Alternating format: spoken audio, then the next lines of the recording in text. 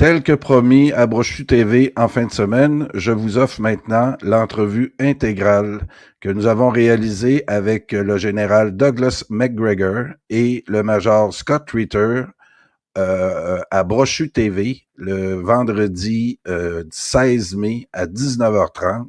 Nous avons eu la chance de regrouper ces deux militaires américains et je vous offre cette entrevue intégrale.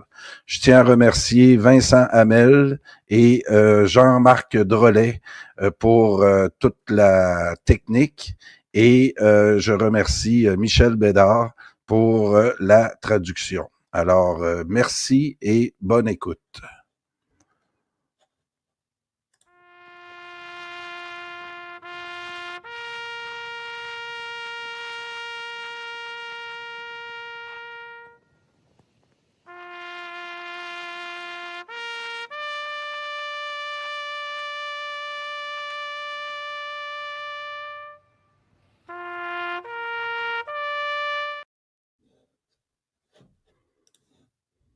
No, sorry, that's correct, Colonel. That's Carl. You see Carl upstairs. He owns the Brochu TV. As you know, that's his podcast. I'm just a translator. I'm just the the service guy. And Mr. Bertrand Scholler is from France. He knows about geopolitics, and he was listening to your. You appear on your on Daniel David podcast earlier, and he was just wants to know what's all about and things like that. So if you don't mind, we're speak about. Okay, give me 1 minute. I need to adjust the lighting. Okay. Yes, no problem. C'est parfait, Michel. Ah oui. Donc, quel onglet? Oui. I'm sorry, what? Quel onglet? Oui, et je tiens à remercier Michel qui a fait tous les contacts avec le colonel Macgregor et on va avoir dans quelques minutes la présence de Scott Ritter qui va aussi venir réagir à la triste nouvelle du départ du général Dominique Delawarde en début de semaine. Alors, Bertrand, oui. Yes, Carl said, Colonel Carl said was talking about the sadness and this. We sadly miss General Delaware. He was a very he was like a partner to this podcast, and most of the time we invited him and he delivered his message for a geopolitic message, and we mourn him very much, and that's why we organized something for the people of France, for our people in Quebec also, and to the world, because you're very renowned now, and we're very happy to have you on this show today. Well, thank you for inviting me. I held Général Delawarde in very high esteem. He was someone that I thought was quite remarkable. He was an exceptionally good soldier, a very competent leader of French combat troops, and he understood the world beyond the borders of France very well. I think he had a good feel for Africa and what goes on there and the people. I wish many times that we had a general like Delawarde in the United States Army, but we don't. Well, yes, that you're right. He was a soft guy, explaining things very good, but I mean, as a soldier, we didn't know him very much, and your testimony will be very much appreciated in regards to this. I'm going to ask a question about for Carl, if he recorded that. Carl, est-ce que tu l'enregistres présentement? Oui, tout est enregistré actuellement. Parfait. This we will make a little montage, with that podcast and your testimony, just to make sure everything goes together and everything goes right. And that's for sure. We would like to know when have you met him? And I understand he was your I won't say your partner because it's not like the army speech, but he was with you under your command. We understand. and what happened? And you have any story about him or whatever? Just deliver your testimony. Pardonnez-moi, je suis américain, mon français n'est pas très bon. That's good. That's good. We appreciate that. I got to know Général Delawarde long before he became a general, when he was a new colonel, and he had been assigned the mission of liaison officer with the United States Army's General Staff College. And so while he was there, I got to know him, and I had finished penning a book called Breaking the Phalanx, which completely reorganized the Army. It eliminated the World War II divisions, changed the command structure. At any rate, he took the trouble to read it. And so we spent a lot of time discussing it, because he pointed out that the French military had moved away from the World War II structure and was trying to develop its own approach. So as a result, we spent many hours together discussing the alternatives to the status quo. And that's why I know he was a very competent soldier, because whenever we discussed operations or tactics, he knew the answers. He knew very well what I was talking about, and probably had at least as much, if not more, experience than I did in the field, which I appreciated. And he also understood the Americans he was dealing with, and that's not easy, because much of what happens in the United States and the military is very difficult for most Europeans to understand. But he did, and he managed to make many good friends for the French people. And that ultimately may be the most important thing that he did while he was in the United States. Not everyone can do that. We had lots of different liaison officers from different countries, but he was by far the most successful at cultivating good relations with the United States. We certainly appreciated him. Bertrand. Bertrand? Oui, bonsoir colonel, et enchanté de faire votre connaissance. Alors j'ai une question importante. J'ai écouté votre discours au sujet du risque de guerre entre les États-Unis et l'Iran, plus ou moins à l'initiative d'Israël. Mais j'ai peur à chaque fois qu'on parle de ces choses-là, qu'on parle de la guerre, qu'on parle d'accords commerciaux entre les États-Unis, l'Arabie Saoudite, le Qatar, etc. On oublie sans cesse le désastre qui est en train de se passer à Gaza. C'est-à-dire, aujourd'hui, l'humanité est en train d'être assassinée à Gaza, et on parle beaucoup d'autres sujets, d'autres préoccupations, d'autres négociations, et on laisse le régime de Netanyahou commettre un génocide. Et donc, je ne sais pas comment insister plus là-dessus, en fait. Quelle est votre vision sur le détournement de l'attention mondiale loin de ce qui se passe à Gaza? Michel. Well, you're absolutely right in your assessment. I think President Trump has great difficulty addressing the Gaza problem simply because he is under enormous pressure from very wealthy Jewish donors to say nothing and to quietly support Israel regardless of what atrocities it may commit. Now, I know that President Trump is not happy about this, just as I also know that he does not want a war with Iran. The problem for President Trump has always been the people that surround him and the forces in Washington. Those forces in Washington support war with Iran, with ominous consequences for the whole region. Those same forces are also tightly integrated with the Israel lobby, and they have profited from their relationship with the Israel lobby over many, many years. They are not going to contradict anything that Mr. Netanyahu says or does.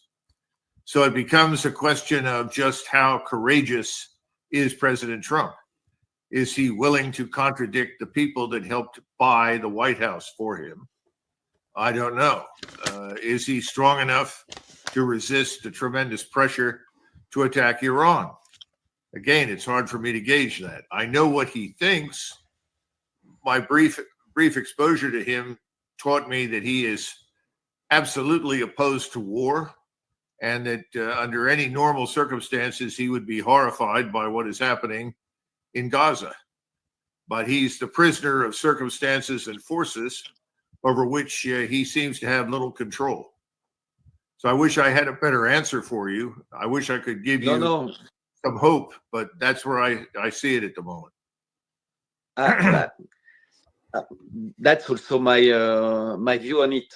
One other question, you know, there was an attempt of assassination on Trump, and few months after he got president, he gave to the public eye 80,000 pages of JFK files, and it's the first time that the hypothesis was given that Mossad could be implicated in this assassination. What's your view on that? Because again, very quickly, you know, people look at Epstein or everything, Puff Daddy, but nobody really dig into this, and it was forgotten as quickly as it appeared. When it was the first time that, for historian, it was the beginning of a proof that Israel was key in all the investigation, but silenced during 60 years. The issue with Israel has very deep roots. I think it's important to understand that there's no question, but there is evidence suggesting that the Mossad may have had a role to play in the assassination. I have not seen the evidence or the papers. It's not something I read, but I do have friends that are very involved in it. And they tell me, and they're very competent historians, that that evidence is very strong. Pam Bondi, this is a woman who is now the Attorney General of the United States, recently refused to release the Epstein files. And the reason she gave was that it would cause an increase in anti-Semitism. I think there are any number of things right now involving the Jewish community. I'm not talking about the community right here in the United States, but I would say internationally, globally, as well as in Israel, that could result in ugly revelations of what they have been involved with and done. Remember that in the run-up to World War II, the administration of Franklin Roosevelt was heavily penetrated by Soviet NKVD operatives and agents, and they were overwhelmingly Jewish. After the war ended, the man who was director of the FBI at the time, J. Edgar Hoover, met personally with President Truman after the war. And he said, I want to show you the agents in your administration now who were there under FDR, who are in fact NKVD agents, or at worst, or maybe at best, sympathizers, but overwhelmingly actual agents. And they went through the list, and then President Truman asked, who are these people? And J. Edgar Hoover said, well, they're all Jewish. And President Truman responded, you cannot say that. And I think that about sums up the position that we are in. It was impossible for the last 6, 7, 8 decades for anyone to open his mouth and suggest that anyone Jewish was involved in anything bad. And it's still very risky because of the enormous control they exercise in finance and the media in particular, as well as in the legal profession. So I think this is the beginning of a meltdown, if you will, in this frozen conflict. The truth is coming out, and it's going to come out in greater strength than ever before, because I think that the Epstein files will eventually become public. I'm told that President Trump was shown the files. I don't know if this is true or not, but a friend of mine insists that it is. And he was shown by Pam Bondi what the files had, and he was horrified. and had to close it, said, I don't want to look any further. I think he knows the full story. But the problem is, how do you deal with it? Because you don't want to engage in collective hatred. In other words, people are always inclined to hate in the plural, and that always leads to excess and destruction. He wants to avoid that, I'm sure. So I think these things are all inextricably intertwined with each other. All of these things are somehow or another connected. Just a minute. Just, Okay. We welcome hi. We'll welcome Major Ritter now. How are you doing, sir? I'm doing fine, thank you. Yourself? Yeah, good to see you. And we are with Carl Brochu, which is the host of that podcast. And we have a special, very special person in regards to Colonel Douglas Macgregor, which is with, the U.S. Army. And we were talking about what was going on in regards to, we understand you don't know, you were not involved with Général Delawarde.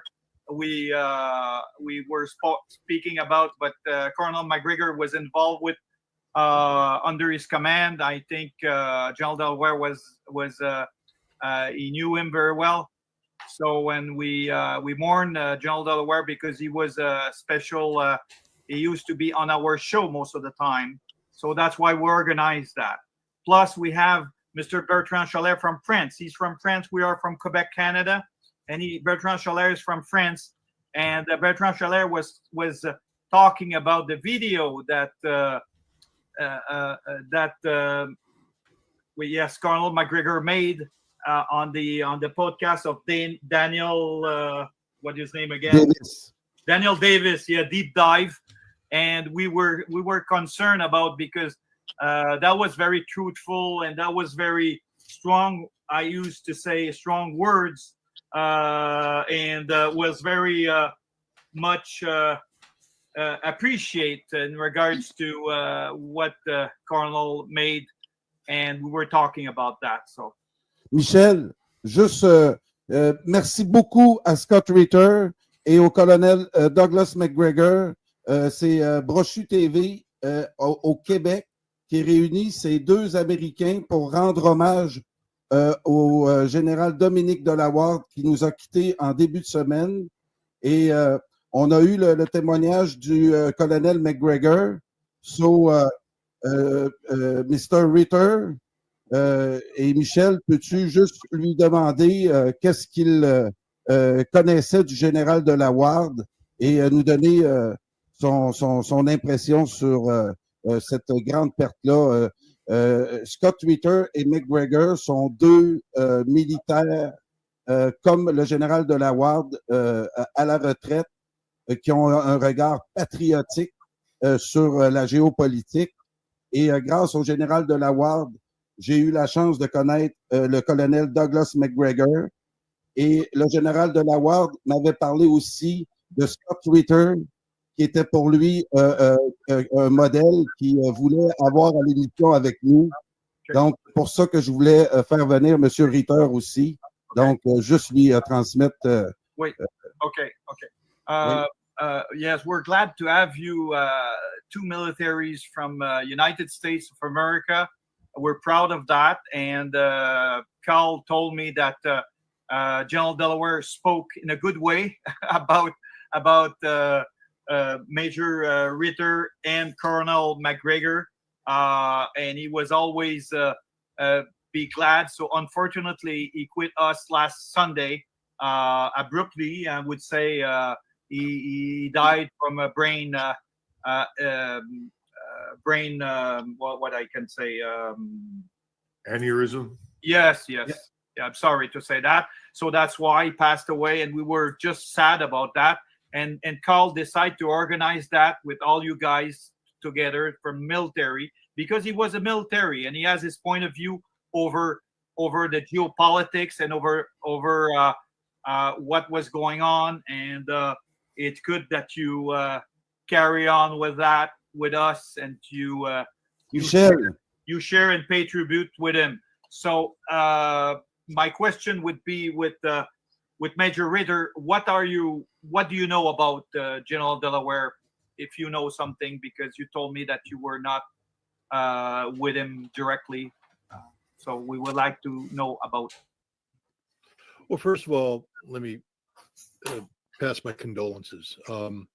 While I didn't know the general personally, I knew him professionally, meaning that I knew of him. I've heard people speak about him, and I was intimately familiar with his writing and his words, and deeply impressed with his professionalism as a military man, his patriotism as a Frenchman, and his humanity overall. I have had the honor and privilege and pleasure of working very closely with the French military over my time in the service. In fact, when I was with the United Nations, I oftentimes briefed the French general staff on various operations, and I worked very closely with French officers from all branches. And that's why I know that the French are very professional, and I know that the French take their duty very responsibly. So, and I also learned working with the French military that they, like most of their American counterparts, can separate military professionalism from politics. That their job is to do something from a military standpoint, and if it can be done, they will get it done. But they aren't there. They don't suffer fools, and they aren't there to play stupid games, I guess we could say. And this is what attracted me to General Delaware, because over the course of several years now, we've seen the French government posture aggressively vis-a-vis Russia, especially in terms of its military potential. And it's critical to have French voices, professional voices whose credentials cannot be tarnished. There's not a single person who can say that the general was not a professional, was not capable, wasn't knowledgeable, and wasn't brave. This was not a coward who was trying to avoid conflict. This was a military officer who was being very realistic about what France could and France couldn't do militarily when it came to Russia. And this is exactly the voice you need, because politicians will throw away the lives of young men and nowadays young women without thinking. They view the military as cannon fodder. We've seen this in the United States, tragically, when we had a Secretary of State, I believe it was Madeleine Albright, who once chastised Colin Powell. Why do you have a military if you're afraid to use it? Well, it's not fear of using the military. It's the wisdom of when to use it and when not to use it. And that's the wisdom that General Delaware had and possessed. And, I when I received your email, I went through my records very carefully, because I wanted to make sure that our paths hadn't crossed. And I'm notoriously bad with names. And so I could have met somebody and not known. And I did find that several years ago, 2 years ago, in fact, the general had reached out to me and wanted to have a conversation with me. And I regret, right? I mean, not because he's gone. I mean, you always, these are things you say, okay, when the time's right, when the time's right. And the time was right now. I mean, now is the time to talk about France, talk about the French potential for military commitment, et cetera. He is the voice that needs to be heard. And he's gone. And let this be a lesson to us all that every day is a blessing, every hour is a blessing, every moment is a blessing. The world is populated with truly gifted people. And when you have the opportunity to interact with these people, take that opportunity. Don't wait until tomorrow, because one day you'll wake up to find that that opportunity will never come again. Yes, it's not when you're dead that it's time to speak with people or to be good with people. It's when we live, and you guys have deliver message that are very strong, and we appreciate that. That's for sure. And Major Ritter, you were talking about the files that you had with him, and you didn't carry on, I think, but because that was probably the time. But that's a very nice message. We appreciate that. If you have a special thing to say about him, what it would be, or a moment that you would like to share with us. Michel, yeah, go. Yes. All I'll say is this: every nation, has a certain population. In the United States, we have 340 million people. France has a certain population number. Of that population, there are people who are worth a damn, and there are people who aren't worth a damn. But of the people who are worth a damn, you have people who separate. I mean, you talk about, when you break down people, you have, people who hang on to society's coats, live off of society. You have 80% who just tread water. And then you have 10% who actually make the nation great. And of that 10%, you may have less than 1% who are the leaders of those who make the nation great. And General Delaware was in that top 1%. He was a national treasure for France. And I hope that France, in mourning the loss of this national treasure, will spend some time to reflect on his words and the wisdom that they contain, and hold their politicians accountable for what they're seeking to do in the name of France. The general was leading the charge against stupidity, and his words are as strong today as they have ever been. Even in his death, they resonate.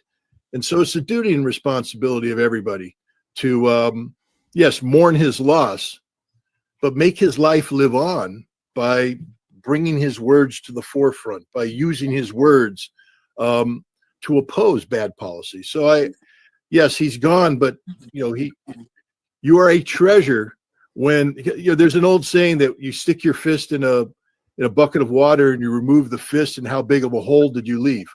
And the answer is you didn't. And that sort of implies that when you're gone, you're not going to be missed. General Delaware's hand, when it's pulled from the bucket, left a big hole. It can't be filled. He is a voice that will live forever as long as we remember him, honor him, and keep his words alive. C'est vraiment, merci. Je n'ai pas tout compris, Michel. On va traduire pour les Français dimanche. En fait, pour brièvement, ce qu'il a dit, c'est que c'est une grande perte, et puis que la France peut être fière de quelqu'un comme ça.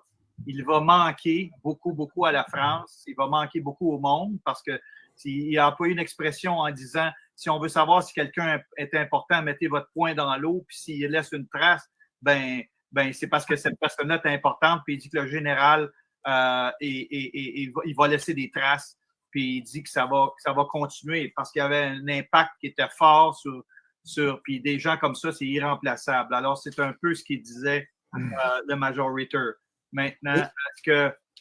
Peut-être le colonel voudrait peut-être juste répliquer quelques secondes. Yes, Colonel Macgregor, would you add something to that, or would you comment about that? Général Delawarde was a student of military history, and we once had a conversation about Général Caulaincourt, who was the aide-de-camp to Napoleon. And Caulaincourt advised Bonaparte, after meeting the Tsar for the last time in Vilnius, that he might want to reconsider invading Russia. And Bonaparte apparently said why, and he explained. The Tsar said, we have a large country, and we have been attacked many times. So we will just retreat into the interior, and you will have to march into the interior to reach us. And you're going to find that very difficult. And when you get there, we will be waiting for you in great strength. I think that Delawarde understood the meaning of that particular exchange very well. So when we talked about Russia today, have things changed a great deal since 1812? Sure, many things have. But his basic piece of advice was still valid. Now, I don't know if Delawarde would have been listened to, but if he'd been one of Napoleon's marshals, I'm certain he would have said, forget Russia. Yeah. well, many army broke their nose on Russia. People, and plus the winter and everything. The terrain is very rough and things like that. Well, you know, General Delawarde had a good sense of humor, and he could laugh very easily about any number of things. And I remember him laughing about that one in particular. You know, who in their right mind is going to go into that place? And of course, I talked to many, many veterans of the Second World War who were German, who asked me exactly the same thing. They said, good Lord, after you'd gone the first 100 miles, your question was, what the hell are we doing here? There is nothing here. Why are we here? I think that Delawarde was speaking for everyone with any common sense or rationality in Europe. Unfortunately, those two things, rationality and common sense, seem to be in short supply right now in London, Paris, and Berlin. Yeah. Mr. Ritter. Yeah, do you have something to add? No, I mean, I can't beat a Napoleon story. Et, on va terminer l'émission, Bertrand, avec une question pour Bertrand. Pour terminer, Bertrand, tu as écouté une dernière réplique. Alors, moi, j'ai une question pour vous deux. Depuis 3 ans, j'essaie d'expliquer que le monde pourra retourner et retrouver le chemin de la paix. So it has been 3 years I tried to explain the people who are listening to me on X, Substack, YouTube, everywhere, that there are 5 people, key people in the world, that if they team together, they can change the course of the world. It's Donald Trump, and he has been elected, so it's good. Xi Jinping, Vladimir Putin, Ben Salman, and Elon Musk. So I think these 5 people together, they can challenge the real devil who is in France, in Paris, it's Macron, and his prince, it's Netanyahu. And then you have a lot of bad guys. But the 2 main bad guys in the world are these 2 one. But they're so smart. They are outsmarting for many reasons everybody else, that it's only a team of these 5. And when we start speaking together, I wanted to reach that point, but I would like to have your vision on that, because the passions that Putin and Xi are showing to Trump is because I think they understand this. I think the change that Ben Salman has made, you know, doing peace with Iran and etc., not approaching too much Israel, is proof that he knows where is the danger and where are the allies. But what's your feeling on this team of 5 most hated people in the woke world? Because these are the most hated people, and I think they are the best. On va commencer par le colonel Macgregor. Well, I'll be brief because I've got to leave in a second. Yeah. You know, that's a very good question. I would point out that Elon Musk has had surprisingly little influence over these big decisions.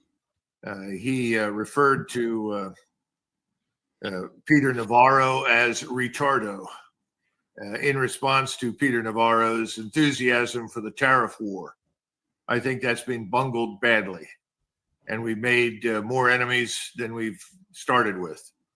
So I don't see much good there on the horizon. I think the Ukraine business has been bungled badly by President Trump. He's too easily seduced by people convincing him that he can score some sort of great victory or win for himself and his party if he goes down a specific path, instead of making the obvious true, which is to say, what's happening in eastern Ukraine is of no strategic importance to the United States. It never was and never will be.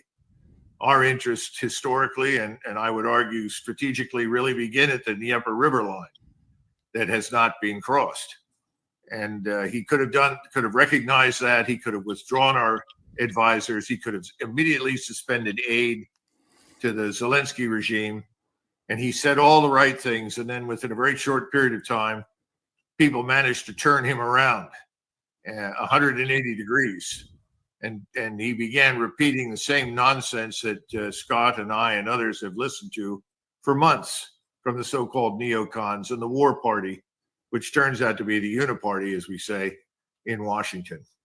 Then finally, in the Middle East, it did not take a genius to understand that the Israelis were about mass murder and expulsion of the population in Gaza. He too could have acted decisively then and there and said, this is unacceptable to us. As Americans, we will not support this, but he didn't. So I guess my response to you is I don't have a great deal of faith that anything is going to change dramatically. I still worry about the potential for a conflict with Iran that we will not necessarily start, but could still start in the region with the attempt to drag us into it. And I worry about the situation in Ukraine because we continue to fund it. The Europeans, they have their own problems. You have your problems. I strongly recommend you remove the people governing you. I've said that to my friends in Britain, and I've said it to my friends in Germany. The sooner they're gone, the better for everyone, because they're completely out of touch with reality. But I think they know that they are close to removal. These are globalists. They know their cause is dying. And the moment that they opt for peace, they're finished. And so these people are going to cling to the past as long as you let them. Now, having said that, I'm sure I'll get a nasty gram from the State Department later tonight. But since I'm not appointed to anything, they can only criticize me as an independent citizen. On va libérer le colonel Michel. Thanks, si tu veux bien. Colonel. We appreciate your speech that was very, very frank and very direct, and we like that. And thanks very much for your generosity in regards to that. So, Colonel and probably Mr. Major, I'm sorry, Major, I'm civilian. Mister's fine.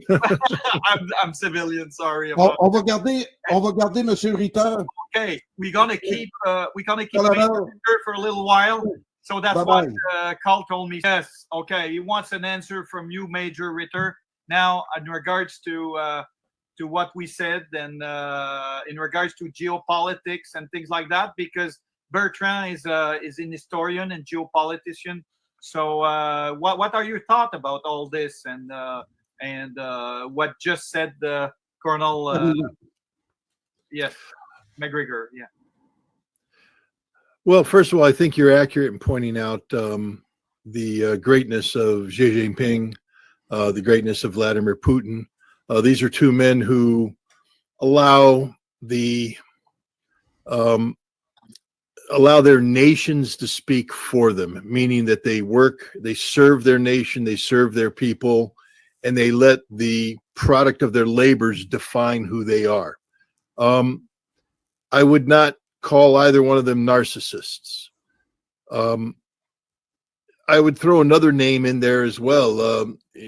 Modi, the Prime Minister of India, is another man who is, India is a major player in the world today. They're part of the BRICS Foundation, and their economy is growing, and they play a pivotal role between the West and the East.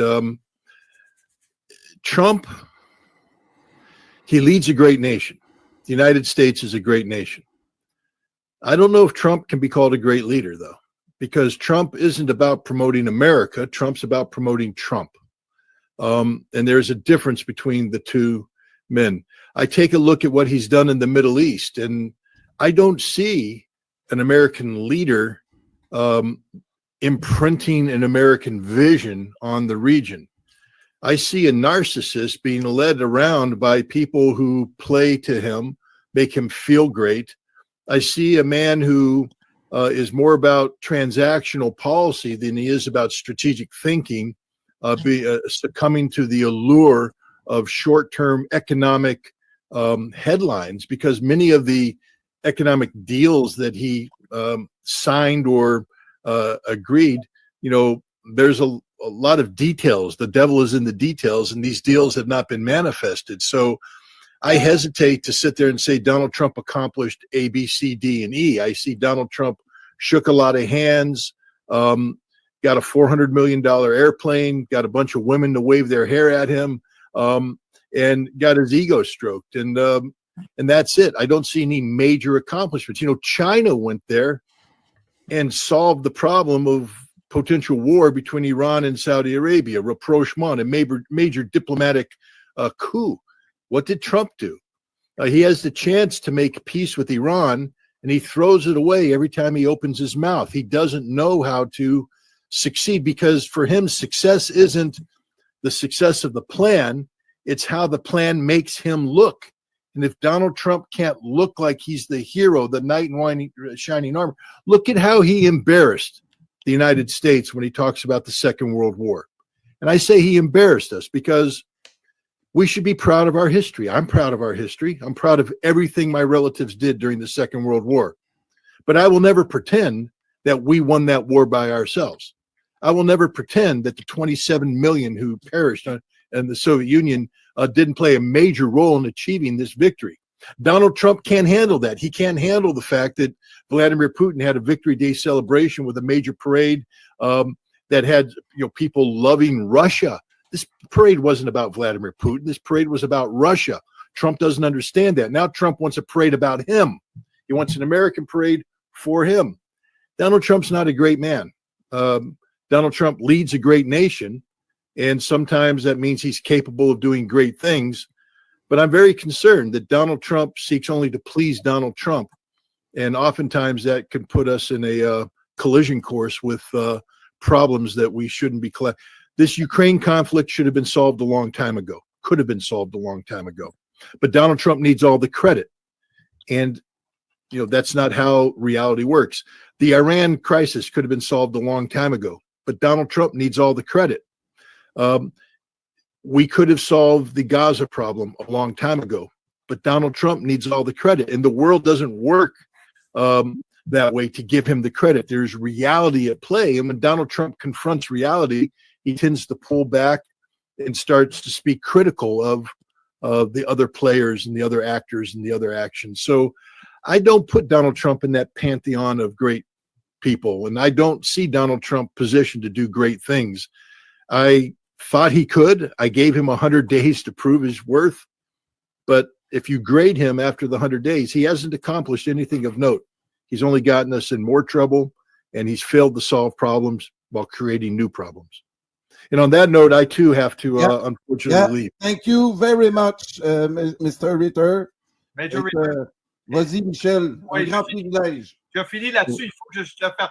Major Ritter, thanks very much for that testimony. We appreciate you have on the show, and we're just we're not Joe Rogan, we're not that high, but we're just little, and we appreciate comments from you and from the I would say Colonel Macgregor. Colonel Macgregor, and well, thanks very much again. It was my pleasure. It was difficult a little bit. I had I had to work to get in touch with you, but finally I got you. Now we're friends. You cannot escape you.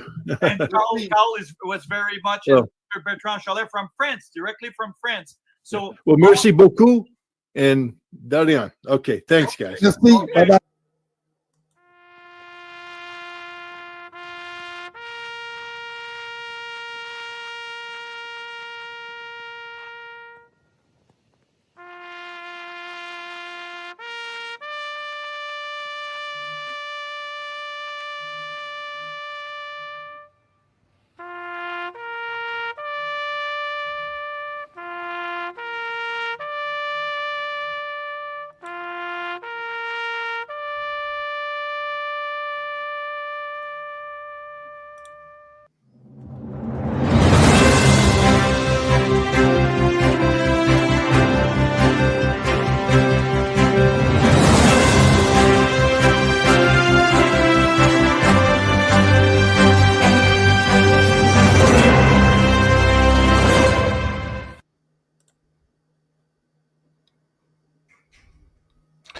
En extra, je vous offre un hommage que j'ai fait avec Jean-Claude et qui nous explique un peu l'histoire du colonel Macgregor et Scott Ritter pour le mettre en lien avec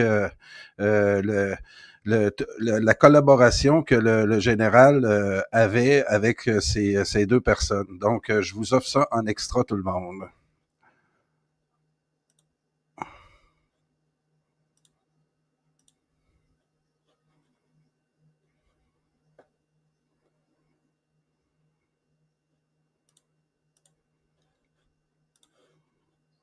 Je tenais à faire une émission avec Jean-Claude Pomerleau pour venir témoigner du passage du général Delawarde à Brochu TV. Je crois que le général, par sa présence ici sur notre chaîne, Jean-Claude, a rehaussé véritablement l'information que toi et moi livrons depuis plusieurs années et explique aux auditeurs comment le général Delawarde a pu s'intéresser à une chaîne ici au Québec très peu connue, mais qui a capté l'attention du général. Peux-tu essayer de me faire comprendre ce phénomène? Ben, regarde, Carl, il faut être réaliste, là. Nous, on est comme pratiquement des nobody, là.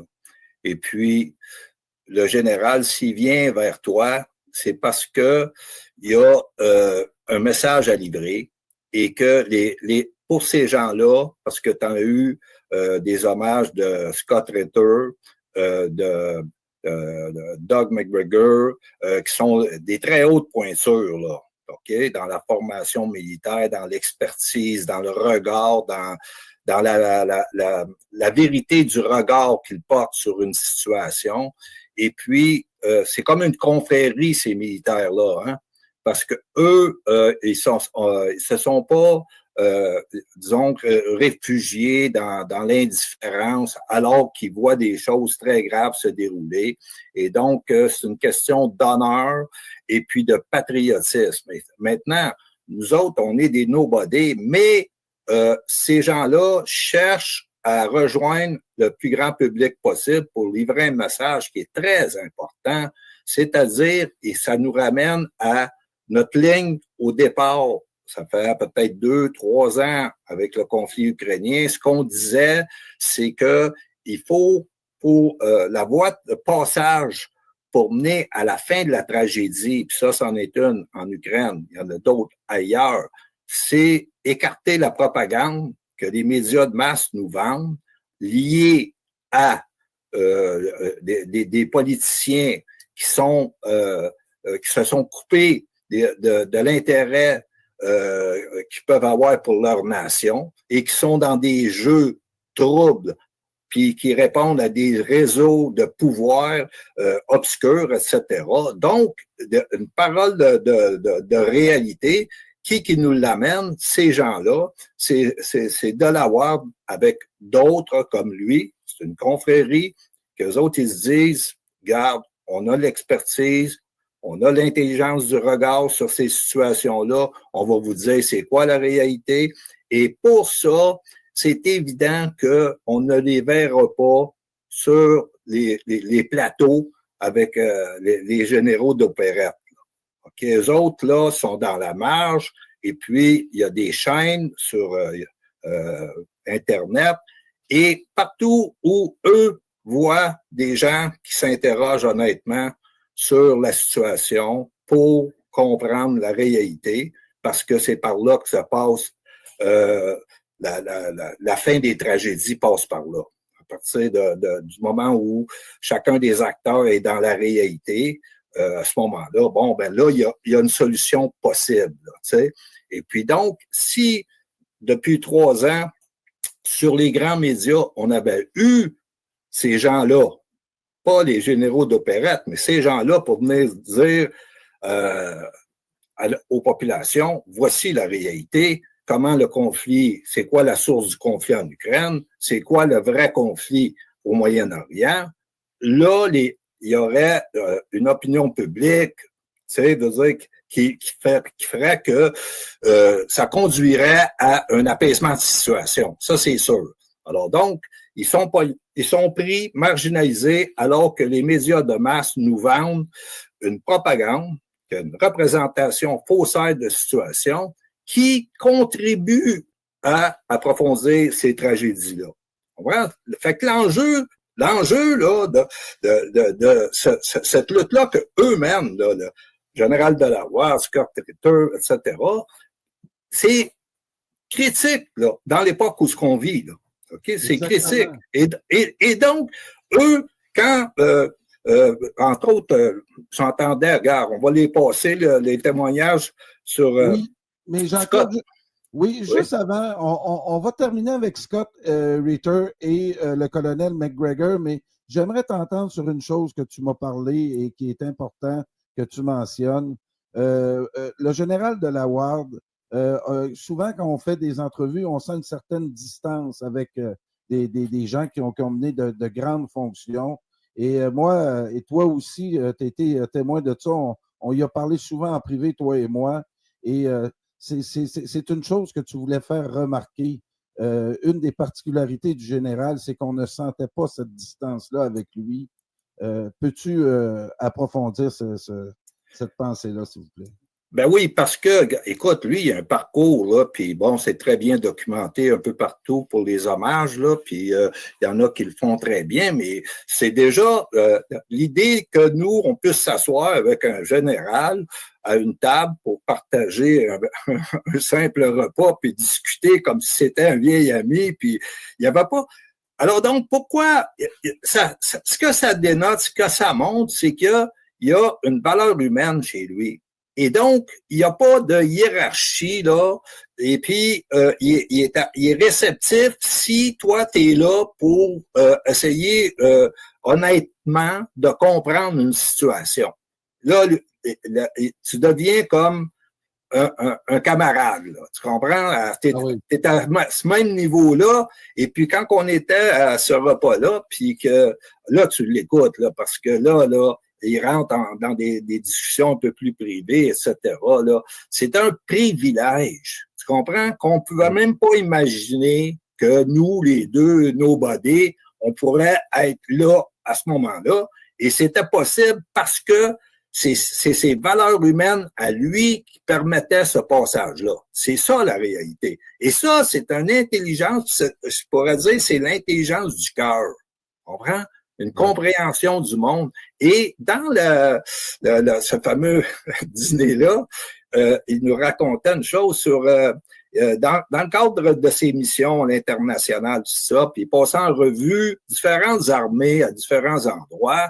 Et puis, lui, tu sais, t'as toute cette parade-là qui est impeccable, etc. Mais lui, ce qui l'arrêtait, là, c'est son focus, là, c'était il arrêtait devant un soldat, il regardait dans les yeux. Et là, il disait, à certains endroits, je voyais, nommera pas, des gens qui sont éteints, des soldats qui sont là, mais qui sont éteints. Puis il dit, à un endroit, il dit, j'ai vu dans les yeux de ces soldats-là une lumière. Il dit, là, je voyais de l'intelligence, de la volonté, puis cette armée-là, c'est assez c'est paradoxal par rapport à ce que les gens peuvent croire, mais c'était l'armée chinoise. Tu comprends? C'est-à-dire que tu vas aller te battre contre eux autres éventuellement, un jour, tu as intérêt à comprendre que ces soldats-là sont allumés d'une intelligence, et là, tu te dis, il y a un État derrière qui a produit ces soldats-là, et possiblement, si tu as à rentrer en conflit avec eux autres, tu as intérêt à savoir qui ils sont. Là. Tu comprends? Voilà. Et non pas penser que c'est une gang d'automates parce que c'est une dictature, puis bon, tout le monde est effacé. Là. C'est pas ça la game. Là. Tu comprends? Alors donc, c'est ça. Ça, c'est des détails que, écoute, on peut pas... Bon, tu peux pas apprendre ça d'autres personnes qu'un gars comme ça qui, lui, il dit, c'est dans la volonté. Et puis, je cherche à comprendre exactement qui ils sont. Et puis là, c'est les yeux. C'était pas les médailles, les boutons dorés. Non, c'était les yeux. C'est un détail, mais ça montre l'intelligence du général sur ces questions-là. C'est un détail, mais tellement révélateur. Et donc, là, on peut peut-être arriver à pourquoi il vient. Oui, écoute, que Brochu TV serve de pont entre les États-Unis et la France hier, je t'en ai pas parlé au début de la semaine parce que c'était une idée que j'avais dans la tête et j'étais loin de le confirmer, mais hier, on a réussi à regrouper Scott Ritter et le colonel Douglas Macgregor en l'honneur du général Dominique Delawarde. Et je peux te dire que on n'a pas eu à insister beaucoup pour qu'ils viennent témoigner et que ça vienne ils nous connaissaient un petit peu parce que il nous avait accordé une entrevue grâce au général Delawarde, mais il était très volontaire à le faire pour témoigner de cette disparition-là. Et je veux que tu nous en parles de ça. Qu'est-ce qui nous a amené à cet événement-là hier? Parce que je pense que ça va être apprécié aussi beaucoup des Français. Tu as entendu, tu as écouté l'entrevue. Ils font hommage beaucoup aussi aux Français dans leurs témoignages. Parle-nous un peu de ça. Écoute, ces gens-là, c'est une confrérie, OK? Des patriotes, OK, qui ont une lecture du politique et du militaire qui est très claire par rapport au brouillage qu'on nous présente. Et entre autres, sur Doug Macgregor, j'ai écouté une déclaration solennelle qu'il a faite concernant l'Irak, concernant c'est quoi la mission des militaires. Quelqu'un qui s'engage, OK, dans l'armée pour défendre l'intérêt national, pour défendre sa patrie, c'est un patriote qui met sa vie en jeu, OK? Et que là, quand les politiciens, puis la seule raison pour laquelle un politicien peut dire on est obligé de s'en aller en guerre, c'est parce que ton pays il est attaqué, tu as un danger existentiel qui se pose clairement. C'est pas parce que le politicien a décidé de t'utiliser, toi, le patriote, pour rentrer dans des jeux, des combines où ce que les intérêts de la nation, entre autres américaine, ne sont pas en jeu. Là, c'est dans cette déclaration solennelle-là, tu vois l'intelligence du sujet, là. C'est très, très précis. Et puis, c'est pour ça que ces voix-là, tu peux pas les entendre sur les grands médias. Parce que toute la bullshit des politiciens qui provoquent des guerres, tu comprends, pour rien, et pour des raisons que tu n'arrives pas à décrypter, là, tu sais. Puis on veut surtout pas que tu le comprennes. Alors, Macgregor, quand il dit Delawarde, le général Delawarde, était dans cette lecture-là. Mais là, tu vas pas te faire des amis, là, OK? Parce que le système, il est contrôlé, c'est lourd, tu comprends? Et donc, son hommage, c'était comme un frère d'armes, OK? Il était dans une parenté d'esprit, une lecture, une intégrité de ce qu'est le militaire, de ce que ça doit être le militaire, tu comprends? Et donc, quand le militaire, tu sais que en France, l'armée, ils appellent ça la grande muette, OK? Mais là, la grande muette, il arrive un moment donné où les politiciens sont tellement pourris, OK, prêts à provoquer des tragédies pour des raisons que tu n'arrives pas à comprendre, tu comprends? Alors que l'intérêt de la nation ne le commande pas. Et donc là, c'est là que sort des généraux de Delawarde. D'ailleurs, sont très nombreux maintenant qui sortent, puis avec une mise en demeure à l'Assemblée nationale française pour savoir, vous nous emmenez dans une guerre ou est-ce qu'on est dans une guerre en Ukraine et est-ce que vous avez respecté la Constitution par rapport à cette implication-là, etc. Tu comprends? Là, on sent que il sort des rangs de la grande muette, là, des voix parlantes. Là. Okay? Puis et ça, c'est les derniers, disons, qui peuvent dire concrètement, voici c'est quoi une situation militaire, voici ce qui commande le fait qu'on puisse aller en guerre. Et là, il y a une division entre le politique manipulateur puis la vérité de la situation. Il faut que militaire.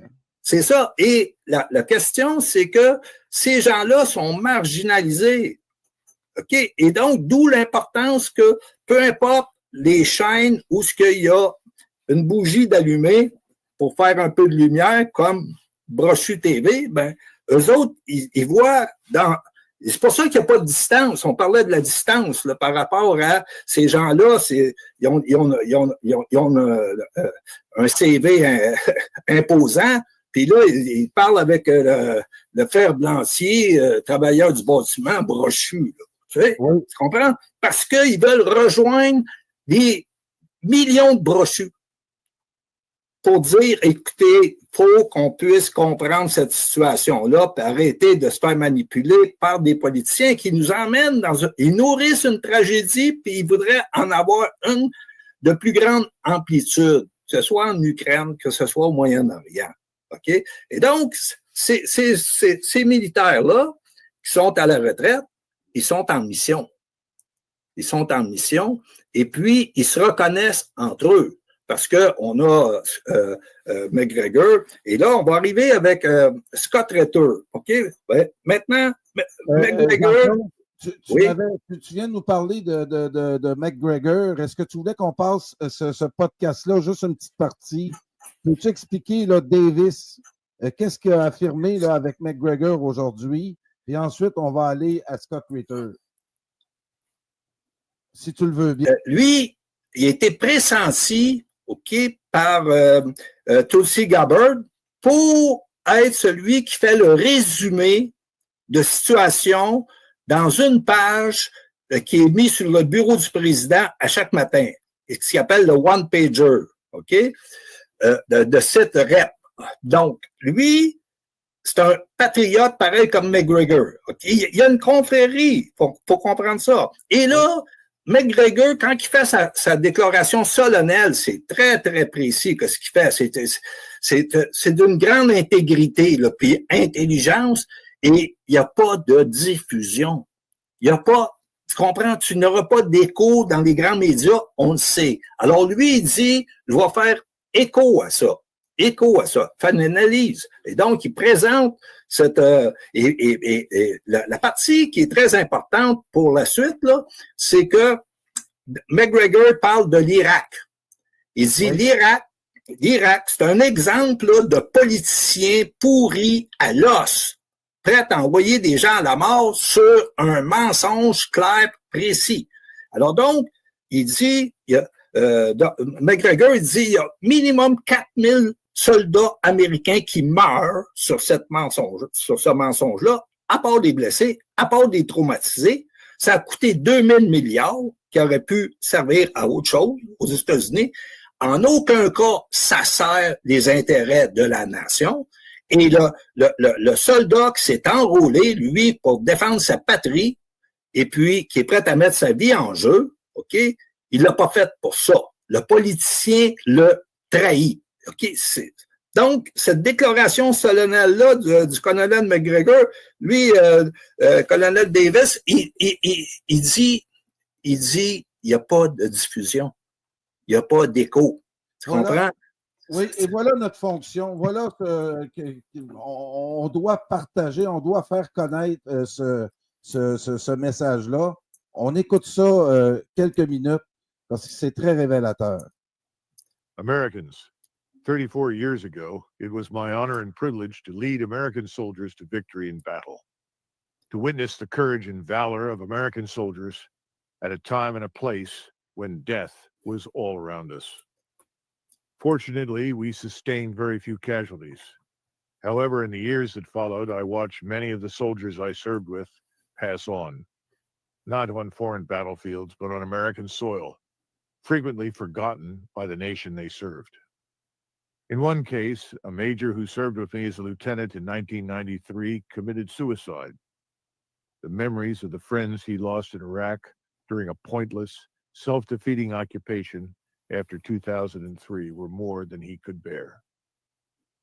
Yet who today remembers the Iraq War that began in 2003, or that the American military intervention was justified on the utterly false grounds that WMD, that is, weapons of mass destruction, were being built inside Iraq. The conflict took the lives of nearly 4,500 Americans in uniform, not including contractors, of course, and cost $2 trillion. At least 800,000 Iraqi citizens were internally displaced, and several 100,000 Iraqi citizens lost their lives. Tonight, I break my silence, not just for the young officer that committed suicide, but for the wives, husbands, children, and parents who endured the crushing grief of loss, who received a folded flag and were left alone to trace the name of a loved one on a cold gravestone. You know, Doug Macgregor is no pacifist. He's not anti-war. He is actually for a strong national defense. He and I are virtually identical on that path. He is for a strong America that needs to have a military, an Army, Navy, Air Force, Marines, and Space Force that can keep us safe from any enemy. And if we're ever attacked, that we have the power and the capacity to defeat that enemy. He's unequivocal on that. And he has seen it firsthand. And I watched him train us for war. I watched him train us during peacetime, even before Saddam Hussein invaded into Kuwait. And then I watched him lead us into war on the front lines. And I promise you, this man was leading from the front, to the point that at one particular point during that battle, on our Eagle Troop internal radio systems, one of my friends, a fellow lieutenant, was getting onto the command radio to ask the commander to say, hey, can you talk to, it was Cougar 3 was his call sign, that he's in front of us and he's masking our first. We can't shoot the enemy because he's in front of our lead scouts. Now, you can talk about the wisdom of whether the second in command of the squadron should have been in front of the lead scouts, but that just shows you his bravery and courage that he displayed there. So, rapidement, Jean-Claude, ce qui explique, c'est que Macgregor a vu la réalité de la guerre sur le front et sait qu'on doit pas prendre ça à la légère quand on met la vie des gens en jeu pour des intérêts qui ne concernent pas du tout les États-Unis. Ben non, puis c'est un mensonge, OK? Donc, et c'est un mensonge et ça nous amène à lui, juste pour terminer, hein, lui, Colonel Davis, il était nommé par Tulsi Gabbard pour produire le one-pager pour la présidence à chaque matin. Et dès que ça a été connu, regarde, il a été flushé, là. Comprends? Oui. Par parce qu'ils veulent pas avoir la réalité apparaître sur le bureau du président chaque matin, là. Tu comprends? Ils l'entourent, puis ils l'enveloppent, puis ils l'endorment avec toutes sortes de propagande pour l'amener à prendre des décisions qui sont contraires aux intérêts de la nation. C'est ça la game, OK? Donc, quand il dit cette guerre-là qui a été menée, c'était sur des mensonges, là, on passe à Scott Ritter. Scott Ritter a fait un témoignage lui aussi, toujours dans le même esprit, cette confrérie-là de militaires intègres qui disent il faut sortir du silence parce que là, la manipulation politicienne va trop loin et on a un devoir, nous, de parler puis de dire c'est quoi la réalité. Et Scott Ritter était inspecteur dans le domaine des armements de destruction massive sur le dossier de l'Irak. Et il témoigne, je pense c'est au Congrès ou au Sénat, mais il témoigne et il y a devant lui qui? Joe Biden, OK? Et là, on va faire une minute, c'est pas long, OK? Et puis, tu vas voir que Scott Ritter vient leur dire la réalité. Lui, il a l'expertise, il était sur le terrain, puis grosso modo, il dit on n'a pas de traces matérielles là pour s'appuyer, pour dire il y a des armes de destruction massive et qu'il faut absolument aller à la guerre avec cette supposition-là. On comprend? Oui. Et lui, Biden, lui, c'est le vote en guerre. Il est en mission et là, il va traiter Scott Ritter avec un mépris total. OK? Et là, il va lui dire des choses. Tu sais, parce qu'il dit, vous, Scott Ritter, ce que vous nous emmenez, là, ça va empêcher la France d'embarquer dans la guerre contre l'Irak, d'autres pays d'embarquer dans la guerre parce qu'ils vont vous servir de votre argumentaire, grosso modo, qu'il n'y a pas de preuve. OK, il n'y a pas de preuve. C'est ce qui mène d'ailleurs la France à refuser de participer. Comprends? Et donc, et à la fameuse fiole de piste là, de Powell là, au Conseil de sécurité, là, tu comprends? Tout ça, c'est des classiques. Là. Maintenant, on a exactement la raison d'être de ces militaires-là intègres, c'est-à-dire, gars, il arrive, puis il dit, voici la réalité, puis l'autre, il veut manipuler, puis il va envoyer 4000 soldats à la mort sur des mensonges qui concernent pas l'intérêt des États-Unis. Ça fait qu'on peut rouler ça, puis tu vas voir à quel mépris il traite Scott Ritter en faisant référence au fait que lui, il a un gros salaire par rapport à l'autre qui a un petit salaire, puis lui, il circule en limousine parce que lui, il en sait plus. Parce que la question est bien plus complexe que Scott Ritter peut comprendre, puis que lui, il a à comprendre. Tu comprends? Alors ça, c'est une scène d'anthologie, là, parce que tu comprends quel désastre ça fut, ça. OK? Puis, merci de nous le rappeler. C'est très intéressant. On écoute ça ensemble. I respectfully suggest they have responsibility slightly above your pay grade. Slightly above your pay grade. That's a real tough decision. That's why they get paid the big bucks. That's why they get the limos and you don't. Wouldn't you acknowledge that if you were president of the United States or the Secretary of State, you'd sit there and say, now, okay, old Scotty boy didn't get in. We said he should get in. We want him to get in. It's important that he does get in.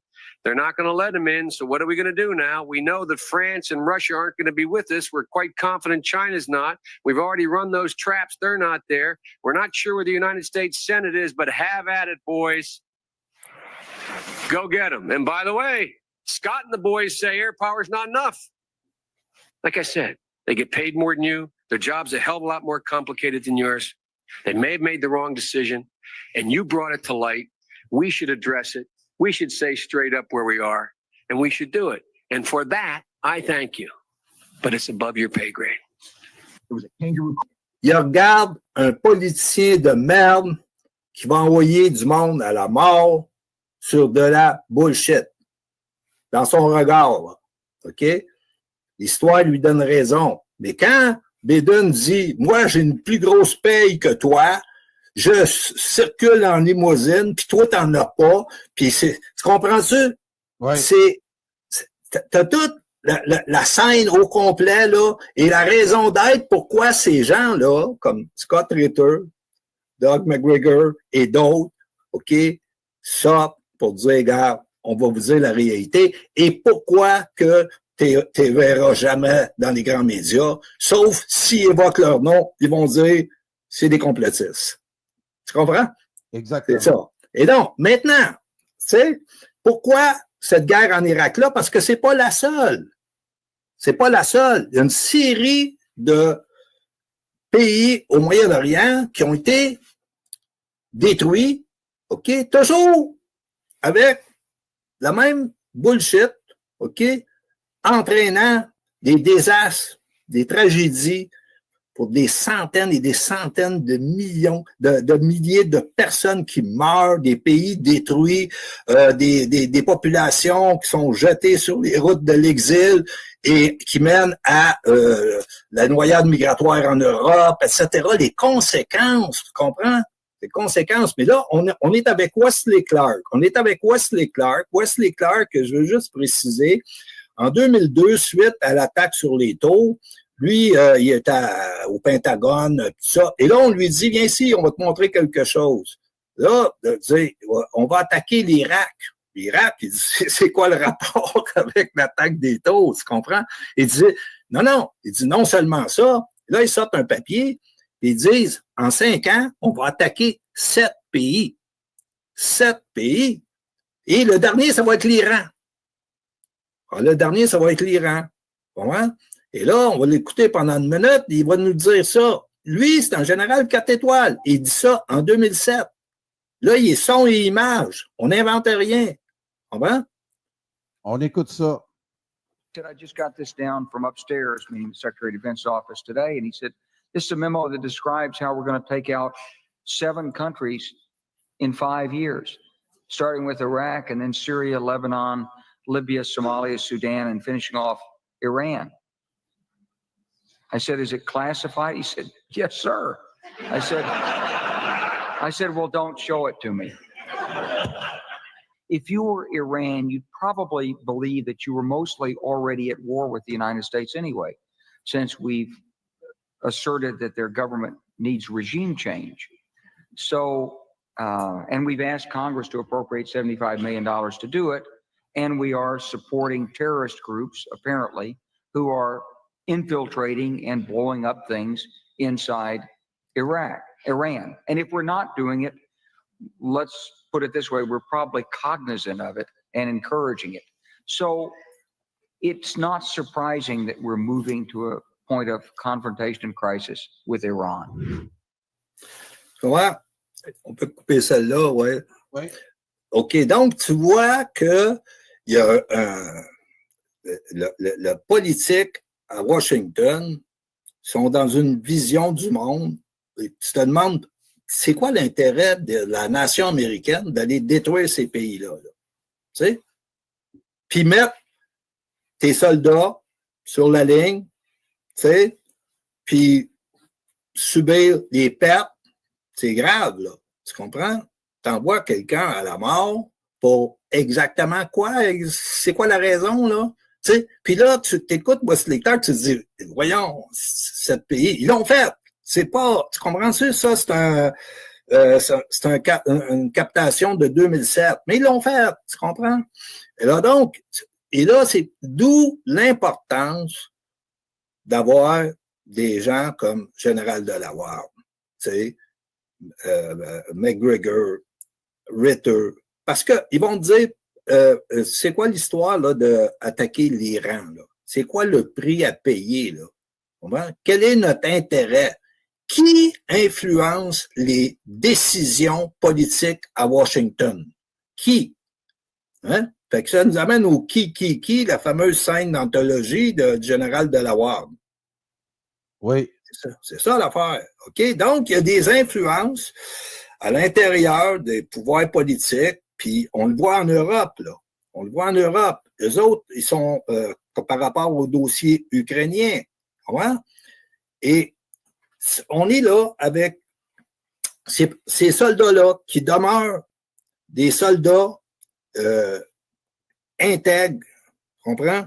Oui. En mission, même après avoir quitté l'armée, okay? Puis qui prennent la parole, puis qui disent la réalité, et la réalité, ça doit, parce qu'il y a une différence, je veux juste faire une différence entre la vérité des uns et des autres, c'est une chose, mais la réalité, c'est autre chose. Parce que les gens, des ennemis, à un moment donné, arrivent à une lecture de réalité à peu près commune, puis là, ils peuvent faire un ajustement par rapport à ça. C'est quoi les intérêts, les rapports de force, qu'est-ce qui converge, qu'est-ce qui diverge, etc., pour limiter les dégâts. C'est ça l'affaire. C'est la seule voie de passage. Et eux, qu'est-ce qu'ils font? Ils nous disent, voici la réalité. Et voici l'honneur de l'armée, c'est pas d'aller tuer du monde pour des motifs politiques qui n'ont rien à voir avec l'intérêt de la nation. Eux qui se sont engagés à la défendre au prix de leur vie, s'il le faut. Ce sont des patriotes. Donc, on a une lecture patriotique. C'est ça qu'on a. On a une lecture patriotique contre des globalistes, des oligarques, des réseaux d'intérêt. C'est obscur, mais c'est, on pourrait dire, d'une certaine façon, ces politiciens-là sont c'est un monde qui ne sont pas sur le bon côté de l'histoire, mais ils l'entraînent vers plus de tragédie. Et on a eu, c'est un privilège immense d'être en contact avec un général, puis d'autres qui viennent pour dire, regarde, nous, on a dit non à ça et on paye le prix parce que général Delawarde, si tu regardes les commentaires des médias de masse, vont te dire c'est un complotiste, c'est un délirant, tu sais, je veux dire, il n'y a aucun honneur, etc. Alors que c'est eux autres qui sont dans le complet déshonneur, tu sais. C'est ça l'affaire. Alors donc, regarde, moi, c'est un privilège d'être là, Carl, avec toi, puis d'avoir pu être à la table avec une personne de cette intégrité-là, de ce courage-là, parce que ça va prendre du courage pour nommer le réel. Et puis, c'est pas tout le monde qui l'ont.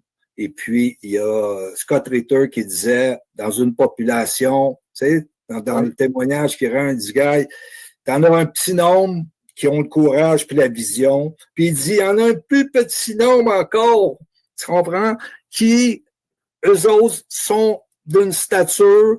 Il dit, dans le 0.11, il dit, le général Delawarde. OK? Et ces gens-là, c'est les dernières lueurs de la conscience d'une nation. Comment? Merci, Jean-Claude. Et effectivement, ces gens-là qui essaient de nous ramener dans le réel, c'est le capitaine Place aussi qui me le disait, qui avait une formation aussi dans le renseignement militaire, c'est que c'est une question de survie. Si on n'est pas dans le réel, on risque de le payer cher sur le champ de bataille. Donc, ben oui, en réalité, la vraie bataille en Occident, c'est celle-là. Entre ce groupe de militaires-là, puis d'autres aussi qui sont conscients, on peut penser à Jacques Bolt, et il y en avait d'autres, et qui font cette bataille-là pour nous amener faire contact avec la réalité contre un monde qui est omnipuissant pour le moment, là, mais qu'on espère faire basculer. Puis on est dans c'est une guerre. C'est une guerre de l'information. Et puis que nous autres, on mène avec notre petite bougie là, sur Brochu TV pour faire de la lumière un petit peu. C'est très modeste. C'est pour moi aussi un privilège de faire des émissions avec toi, puis de tous les conseils et la vision historique que tu m'as transmis. Vraiment, je te suis très reconnaissant. Puis longue vie à Brochu TV et toutes nos aux militaires intègres. Oui, et aux militaires intègres patriotiques. Merci beaucoup, Jean-Claude. Oui.